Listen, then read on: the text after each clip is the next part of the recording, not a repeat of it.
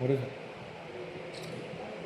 विद्यार्थ्यांचं आंदोलन जे आहे, दिल्ली जंतर मंतर चालू जे आहे आंदोलन, त्या आंदोलनामध्ये विद्यार्थ्यांकडनं शहरामधनं मोर्चा निघाला होता, चांगल्या प्रकारे मोर्चा निघाला होता.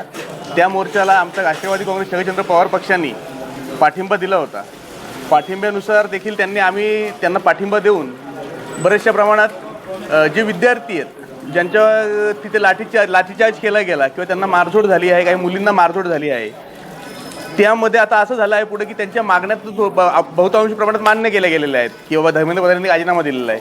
परंतु याच्यापुढे आता असं झालेलं आहे की आंदोलनामध्ये सहभागी असणारे जे विद्यार्थी आहेत किंवा जे पालक आहेत किंवा जे कोण तिथं सहभागी असणारे जे लोक आहेत, त्यांच्यावर गुन्हे दाखल झालेले आहेत.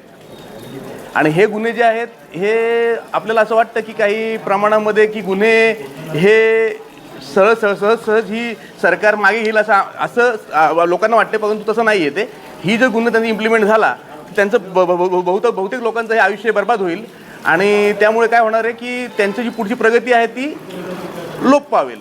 तर त्यामुळे हे गुन्हे जे आहेत ते सरकारने सरसकट मागे घ्यावे, यासाठी आम्ही आंदोलन केलेलं आहे. आणि ह्यासाठी आम्ही हे आज तहसील कार्यालयामध्ये आलेलो आहोत की हे निवेदन आम्ही द्यावं की बाबा हे जे आहे आंदोलनामध्ये सहभागी असणारे विद्यार्थी, पोलीस जे केस झालेले आहेत त्या मागे घेण्यात याव्या व शिक्षण व्यवस्थेमध्ये सुधारणा करण्यात यावी. त्यासाठी आम्ही हे निवेदन आज तहसील कार्यालयात देत आहोत.